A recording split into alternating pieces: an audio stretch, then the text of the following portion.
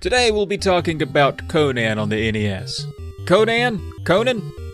A lot of times when I do these videos, I find that the reputation that precedes these games, whether it be the age-old playground rumors that over-embellish the difficulty into pervasive myths, or whether it's some echo of how terrible a game is thanks to numerous other YouTube channels having a little fun at the game's expense, I tend to discover for myself that, a lot of the time, these games are usually not always as difficult or are not always as bad as folks have made them out to be. Well, not today. Conan is garbage, dude. It has some good ideas, but they are all executed poorly, and I shouldn't be too surprised by that. This game is actually an adaptation of a different game called Myth, History in the Making, that came out on the Commodore 64, Amiga, Amstrad CPC, and ZX Spectrum. In that game, that version of the game was competent. But when ported to the NES, they decided to add a shiny hunk to the cover and put Conan in the title, and the port itself, well, leaves a lot to be desired. It was adapted to the NES by Eastridge Technology, which sounded familiar to me, and sure enough, some other games I've featured here on NESfriend that were published by Mindscape also had some rough ports thanks to Eastridge Technology, like Infiltrator and The Last Starfighter. Eastridge also did Gauntlet 2, Mule, and both Paperboy games, so it's not all bad, but man, this Conan game is really something special in a horrible sort of way. So, let's get into it.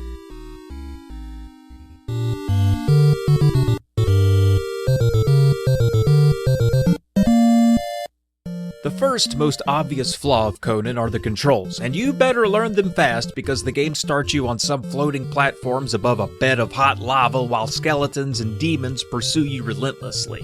If you want to jump straight up, you press up, which is already annoying because how am I supposed to run and jump? Well, you're not supposed to. If you want to jump forward, like over a gap, you press down. What? Yeah, you press down to jump forward. If you want to pick up an item and you press down, you'll jump away from it. To pick up an item, you hold A first and then press down, of course. You should be able to just touch the item to add it to your inventory, but nah, not here. Like a lot of folks out there would, I turned on the game and attempted it without consulting the manual first. Within seconds, I was baffled by the controls. I did some experimenting and realized there's probably more about the controls that I wasn't aware of, not to mention the recipe for finishing each level requires you to solve some item puzzle. For example, in the first level, you'll need to find a sword to cut down a skeleton, which makes a flying demon appear, and you gotta kill that flying demon to take his trident, so you can use that trident to kill the chimera at the end of the stage. This is just the first level, by the way, and none of this is spelled out in the game. There is no dialogue or objective, you just get plopped into a dark cave with bad controls. Better peep the manual. Turns out, if you look in the manual expecting help, then you've got another thing coming, friend. Because the manual is 1, 2, 3, 4, 5, 6, 7, 8, 9. 9 pages of story and 2 pages of actual instruction. Somewhere in the middle of all the superfluous exposition, you get tiny hints about each level, but nothing that I think would really help you. Like for this first level I was describing. In the manual it says you need to find a mighty sword that will help you. Okay, cool. And then it says a legend claims there might be another weapon that will aid you too. Yeah? Wink wink? I guess now you know to just kill everything until they drop something that you think could be helpful, and sure, that might get you through the first stage. But then on the second stage you're met with another roadblock. A woman that will turn into a snake and murder you on the spot if you get behind her. It took me a while to figure out why she was killing me. I kept getting shoved into her and none of my weapons appeared to be helping. But you really just need to attack her about 20 times with a sword before she dies. The game doesn't offer you much feedback when you attack, so it's hard to tell if what you're doing matters. And so after about 8 to 10 whacks, you think, this isn't working. And you go try something else, when really you should have whacked her another 8 to 10 more times. The lack of feedback isn't in the original versions, like the Commodore 64 version where you can see your contact matter with the enemies. There's sound effects. Here on the NES, you sometimes, stress sometimes, get a sound effect when you land a strike, and even that sound effect sounds like you just slapped a wet pool noodle off a sidewalk. It doesn't sound like damage. So yeah, she took a while to figure out even though the answer is simple, stab her a bunch. But then after that, you'll have a hard time surviving the next level unless you find a shield, or maybe it's a mirror, but you have to find it or Medusa will shoot a laser through your skull. Where is this shield mirror thingy? Well, I've learned to consult the manual now. Let's see, the manual says you gotta find the shield in the ruins. Okay, well, here in the ruins, I've killed every enemy time and time again, and they drop nothing. In the first level, I learned I could kill enemies until they dropped a thing, so that I could kill another thing and leave. You taught me that just minutes ago, Conan. I'm using what I've learned.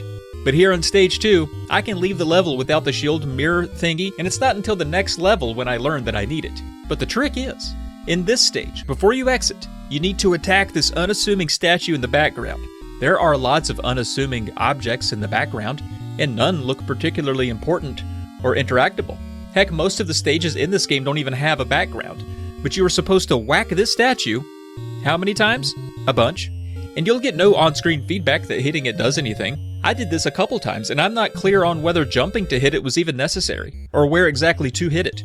But after a few whacks, it will crumble and drop the shield mirror thingy. The manual gives no hint, nor does the game itself. The game tends to alternate between levels with platforming and levels with just a straight left to right layout with no need for jumping over gaps. So the third level is back to platforming, and when you have to press down to jump across gaps, it gets kind of frustrating to maneuver through here, especially because your lateral jump is fixed, so you need to be aware of where you might land because you can clip through other platforms if you're not careful. And enemies will appear out of thin air and knock you straight down to your death, which by this point you're kind of hoping for. Just kill me, just put me out of my misery, man. It's all very frustrating to deal with, and you'll die time and time again trying to get the hang of the controls, and death here is not forgiving. You get 3 lives to survive 6 stages of this mean old crappy game with no continues or saves. One thing the game has that I'll give it credit for is decent stage music and a few different tracks throughout the stages. The graphical quality is poor, as environs and backgrounds are bland or absolutely absent. And with the baffling mechanics, it would make it seem like they phoned everything in here, but again, the music is rather competent despite the rest. Speaking of graphics, again, it's all bare bones. Your sprite and most enemy sprites are comprised of 2 colors and like maybe 3 total animation frames. Some bosses look cool, and some of the levels have neat effects like this one on the ship that is cool for a second before the seizures start to set in.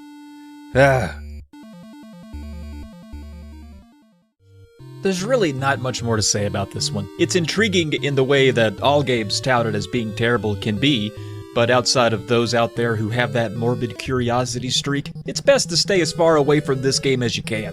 It's a shame, really, because the world at Mythos is interesting, and the game could have been good if, well, a laundry list of items were tightened up, but throwing a trident at a chimera or fighting a 3-headed dragon would be way more fun if jumping wasn't such a gamble. You could try Myth History in the Making on one of the other platforms for a better experience. I haven't personally put a lot of time into it, but reviews for it glow in comparison to the reputation the NES adaptation has. Thankfully, there were no follow-ups or sequels to this game on the NES or elsewhere, so we can leave it at that and get out of here. That's going to do it for Conan, Mysteries of Time on the NES. As always, whack a little longer than you think you'll need to, and thanks for watching.